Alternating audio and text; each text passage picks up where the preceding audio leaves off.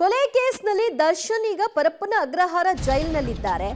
ಬಿಕೋ ಅಂತ ಇದೆ ದರ್ಶನ್ ಅವರ ಆರ್ ನಗರದ ನಿವಾಸ.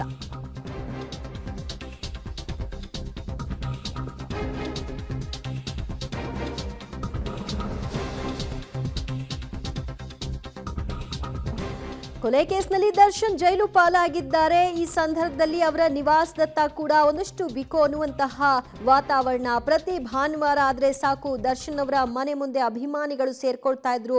ದರ್ಶನ್ ಅವರನ್ನ ನೋಡ್ಬೇಕು, ಫೋಟೋ ತೆಕ್ಕೊಳ್ಬೇಕು, ಮಾತಾಡಿಸ್ಬೇಕು ಅಂತ ಹೀಗೆ ಅಭಿಮಾನಿಗಳು ಬರ್ತಾ ಹೋಗ್ತಾ ಇದ್ರು. ಇದೀಗ ದರ್ಶನ್ ಇಲ್ಲ ಅಂದ್ರೂ ಕೂಡ ಪರವಾಗಿಲ್ಲ, ಅಭಿಮಾನಿಗಳು ಮನೆಯತ್ತ ಬಂದು ಹೋಗ್ತಾ ಇರೋ ದೃಶ್ಯಗಳು ಕೂಡ ಅಲ್ಲಿ ಸರ್ವೇ ಸಾಮಾನ್ಯವಾಗಿದೆ. ದರ್ಶನ್ ಇಲ್ಲದ ಈ ಮನೆ ರಾಜನಿಲ್ಲದ ಅರಮನೆ ಅಂತ ಫ್ಯಾನ್ಸ್ ಇದನ್ನ ವ್ಯಾಖ್ಯಾನ ಮಾಡಿದ್ದಾರೆ.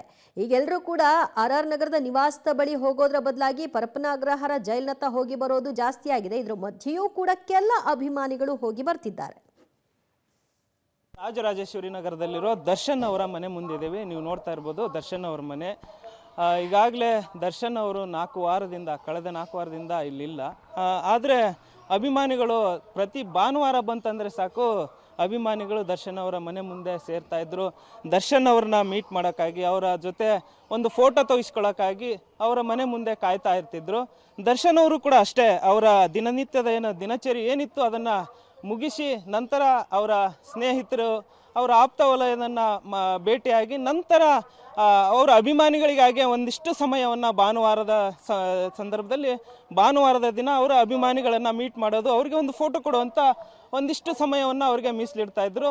ಅದಾದ ನಂತರ ಅವರ ಮತ್ತೆ ಬೇರೆ ಏನಾದರೂ ರೋಡ್ ಟ್ರಿಪ್ ಹೋಗೋದಾಗಿರ್ಬೋದು, ಮೈಸೂರಿನ ಒಂದು ಫಾರ್ಮ್ ಹೌಸ್ಗೆ ಹೋಗೋದಾಗಿರ್ಬೋದು, ಅಲ್ಲಿಂದ ಅರಣ್ಯ ಪ್ರದೇಶದಲ್ಲಿ ಅವರ ಸ್ನೇಹಿತರ ಜೊತೆಗೆ ಒಂದಿಷ್ಟು ಮೋಜು ಮಸ್ತಿ ಒಂದು ಪಾರ್ಟಿಗೆ ಹೋಗ್ತಾ ಇರ್ತಿದ್ರು. ಅದಕ್ಕಿಂತ ಮುಂಚೆ ಈಗ ಅಭಿಮಾನಿಗಳಿಗೆ ಅವರು ಫೋಟೋ ಕೊಡೋದು